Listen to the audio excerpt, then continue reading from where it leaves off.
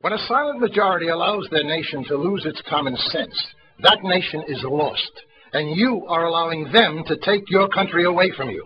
Is it common sense to adore at the altar of multiculturalism? Read your world history. Not one nation has survived as a multiculture. It's the uniculture that is your strength. One country, one culture, one language. Is it common sense that 84% of the people want to make English the official language of America, but your majority political party espouses insanity, ignores the people, and says no?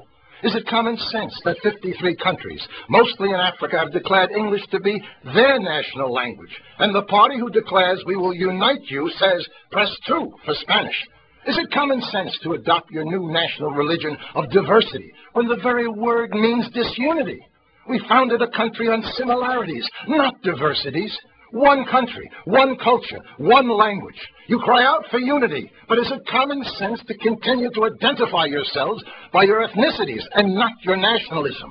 White-America, Black-America, Chinese-America, Hispanic-American, gay and lesbian-American, the Black Caucus, the Hispanic Caucus, the Women's Caucus. You want unity? Change your language. Isn't it time, once again, we all became just plain Americans? Or is that too much common sense? Is it your new common sense now to stand up and cheer when a presidential candidate wants to hand over the health care system to that same government who has run Social Security, Medicare, Medicaid, and 12 other entitlement programs into bankruptcy? A government bureaucracy who can't run a railroad, your airports, secure your borders, or find 15 to 20 million illegal aliens.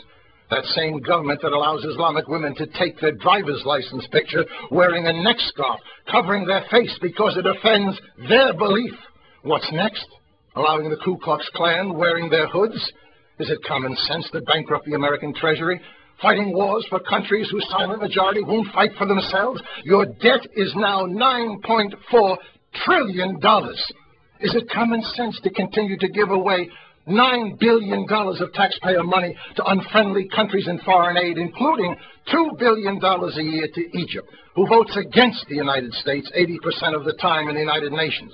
All this while your own inner cities crumble. 40% of your high school graduates can only read or write at a 4th grade level. You have to import people from China and India for your high-tech industry because you haven't got enough smart people in America. And New Orleans and the flood victims of Iowa continue to be forgotten. This is madness. Lay down your misplaced global burden and rebuild America first. You can't support the world while neglecting your own country. Are you unifying the country with common sense when both of your presidential candidates cry out, we must show compassion for the 15 to 20 million invaders from south of your border?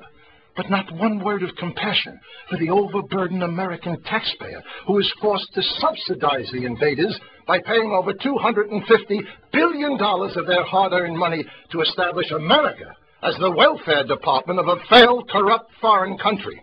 Are you unifying your country with common sense by sending out your utility bills and your Social Security checks in Spanish? Legal and illegal immigrants have no incentive to learn your unifying language because you make it easy for them not to assimilate. How many of you write in big letters across that bill, English only, please, and send it back?